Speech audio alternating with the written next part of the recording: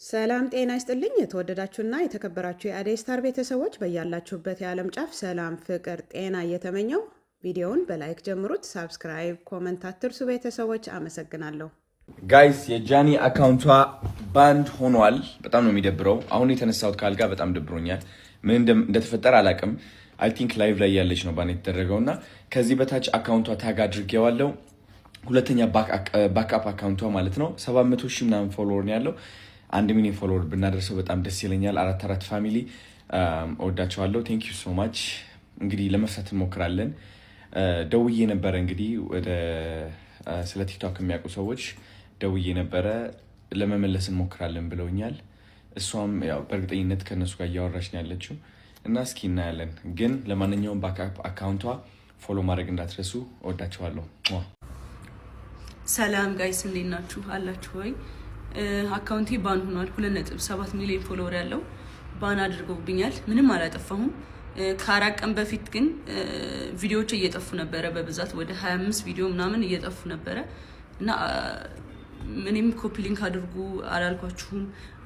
ዝም ብዬ ፕሌይ ያደረኩት ነበረ ቪዲዮዎችን። ከዛ በቃ ላይቭ ነበር እየገባው የነበረው ሰሞኑን እና ትላንትና ማታ 9 ሰዓት ላይ አካባቢ ላይቭ ላይ ነው ባን ያደረጉብኝ እና እስከዛ ይሄንን ፎሎ አድርጉት። እስከሚከፈት ድረስ እያወራሁኝ ነው። እንዲከፍቱልኝ እንግዲህ እያወራሁኝ ነው። በውስጥ እንደሚከፈት ተስፋ አደርጋለሁ። እስከዛ ግን ይሄንን ፎሎ አድርጉት። በዚህ አካውንት ላይ ብገባላችኋለሁ። በዚህ አካውንት ቪዲዮ ፖስት አደርግላችኋለሁ እና ይሄንንም ኮፒ ሊንክ አድርጉት። አመሰግናለሁ። ገብረ ዮሐንስ አዶናይን እንዴት ትገልጸዋለህ? ፐርሰናሊ በአካል ስለማላውቀው እንጂ በስራው በጣም በተለይ ትላንትና ከትላንት ወዲያ የእህታችን የትናየትን ጉዳይ ቲክቶክ ላይ እንደቀልድ እንደዚህ ስነካካ ያዳመጥኩ ነበር። በጣም እውነት ከእድሜው በላይ እየሰራ ያለ የተባረከ ልጅ ነው። እድሜ ይርዘም። በጣም ደስ ብሎኛል። በዚህ መንገድ እንገናኝ እንታወቃለን። ስለዚህ አሁን ብዙ አላወራም። ስላሰበው ሀሳብ ግን እጅግ እግዚአብሔር ስሙ የተመሰገነ ይሁን። መልካም እንድታስብ የረዳህ እግዚአብሔር ስሙ ይመስገን። ልጅቷ በየዋህነት ፖስት አድርገው ከዛ በኋላ ደግሞ ወደ ህብረተሰቡ ደርስ የበኩላችሁን አስተዋጽኦ ያደረጋችሁ ወንድሞች በጣም ነው የማመሰግነው። ስፔሻሊ አንተም እጅግ በደሙ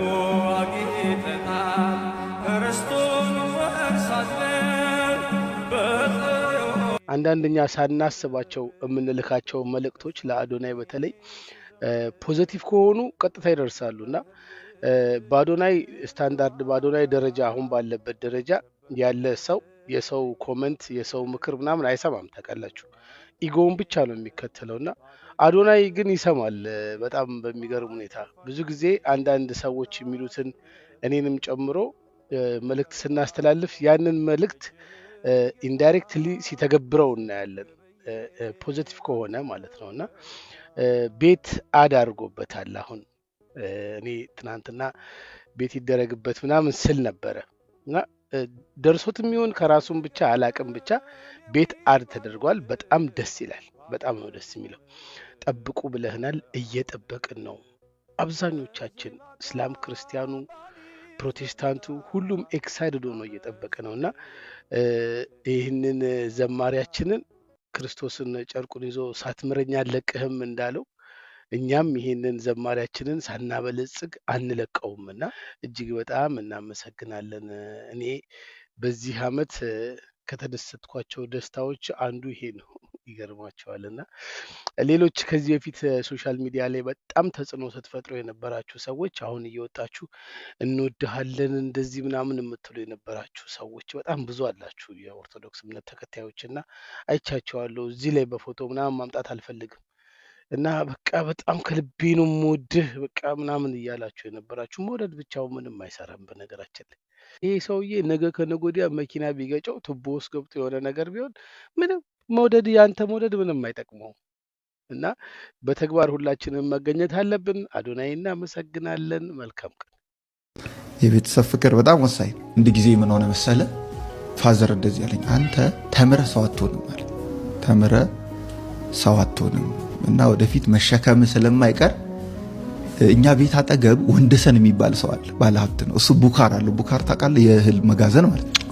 የእህል መጋዘን አለና ከዛ ላይ ከመኪና ላይ ያወርዳሉ፣ መኪና ላይ ይጭናሉ ምናምን እና ተሸካሚ ነው፣ ያው ሰርቶ በላ ይባላል።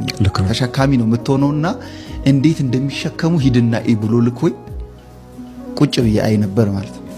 እና ያየሁት ሰው እንደውም አብዮት የሚባል ሰው አይጠፋብኝም። የሚገርም አብዮት የሚባል ሰው ነበር ይሄን ስራ የሚሰራው እና እሱን ነበር ሳይሆን ነበረው እና እጣ ፈንታዬን ከዛ ጋር ነበር ማያይዜ ነበር ማለት ነው።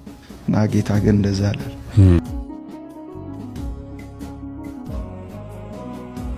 ፍቅርን ካልዘራን ፍቅርን መጠበቅ የለብንም። ማህበረሰቡ ያልወደዳቸው ልጆች ነገ ማህበረሰቡን ሊወዱት አይችልም። ትክክል። ደግሞ ወላጅ ሲገፋ ወላጅ የገፋውን ልጅ ሌላው ያጠቃል። ታውቃለህ? ልክ ነው። ወላጆቼ አባቴ እንደማይፈልገኝ እንደማይወደኝ ሲያውቁ እዛ የነበሩት እኔን ለማጥቃት ምናምን ይነሳሱ ነበር። የቤተሰብ ፍቅር በጣም ወሳኝ። ፍቅርን ካልዘራን ፍቅርን መጠበቅ የለብንም። ማህበረሰቡ ያልወደዳቸው ልጆች ነገ ማህበረሰቡን ሊወዱት አይችልም። ትክክል። ደግሞ ወላጅ ሲገፋ ወላጅ የገፋውን ልጅ ሌላው ያጠቃል። ታውቃለህ? ልክ ነው። ወላጆቼ አባቴ እንደማይፈልገኝ እንደማይወደኝ ሲያውቁ እዛ የነበሩት እኔን ለማጥቃት ምናምን ይነሳሱ ነበር። የቤተሰብ ፍቅር በጣም ወሳኝ። የዋህነት ማለት ጅልነት ማለት አይደለም። መጀመሪያ ቂልነት ማለት አይደለም። የዋህነት ማለት የጥበብ ጥግ ማለት ነው። በቃ የእውቀት ጥግ መጨረሻ ማለት ነው። እኔ የዋህ በልቤ ትሑት ነኝ ያለው እግዚአብሔር ነው። እግዚአብሔርን መምሰል ማለት ነው የዋህነት። ስለዚህ አንድ ሰው የዋህ ሆነ ማለት እግዚአብሔርን የሚያይበት ደረጃ ላይ ደርሷል ማለት ነው። የዋሃን ብፁዓን ናቸው እግዚአብሔርን ያዩታልና አይደል የተባለው? የመጨረሻ የብቃት ደረጃ የሚባለው ሥላሴን ማየት ነው። የነጽሮተ ስሉስ ቅዱስ ምንለው ሥላሴን ማየት ለሰው በሚገባው በሚረዳው ሊያየው በሚችለው መልኩ እግዚአብሔር አብ ወልድ መንፈስ ቅዱስ ራሱን የሚገልጥበት የመጨረሻው ደረጃ ማለት ነው፣ የብቃት ደረጃ። ብልጥ ሴት ለራሷ ብቻ ባል አይደለም የምትመርጠው። መነጽሯን በደንብ አስተካክላ ይሄ ሰው ትክክለኛ አባት ነው ብላም ታያለች። ከዛ በኋላ ነው ልጆቿን ማሰቃየት ስለማትፈልግ መርምራና አጥንታ የመረጠችው ህይወት ውስጥ የምትገባው። በሙቀት አይገባም ህይወት ውስጥ። መረዳት መቻል አለባቸው ሴቶች እህቶቻችን። በቃላት አትሸወዱ፣ በቁስ አትሸወዱ፣ በምንም አትሸወዱ። እያንዳንዷ የምትወስኛት ውሳኔ ያንቺን ህይወት ብቻ አይደለም የምትወልጃቸውንም ልጆች የልጅ ልጆችሽንም ህይወት የሚነካ ውሳኔ ነው። አንድ ሴት አንድ ቀን እኮ ነው በቃ ቀስ አድርገሽ እንደ ቀልድ የወሰንሻት ውሳኔ መጪ ዘመንሽን ሁሉ ወደ ቀኝም ወደ ግራም የመምራት እድል አላት። ስለዚህ ውሳኔዎቻችን ላይ ጥንቃቄ ማድረግ መቻል አለብን። ከምን አይነት ወንድ ጋር ነው የፍቅር ግንኙነት ውስጥ የምንገባው፣ ከምን አይነት ወንድ ጋር ነው እንደዚህ አይነት ህይወታችንን ገፍተን የምንሄደው የሚለውን ነገር ማወቅ መቻል አለብን። እናቶች፣ ሴቶች ለልጆቻችሁ ማን አባት እንደሚሆን ምረጡ። ለበለዚያ የተዘራ ዘር እንደዚህ በቅሎ ልጆችን በተለያየ መንገድ ነው የሚጎዳውና ልብ ማለት መቻል አለብን። ሴቶች እንደዚህ አይነት መንገድ ጋር ከመሄዳችን በፊት ማን አባት ለልጆቻችን እንደሚሆን መምረጥ መቻል አለብን።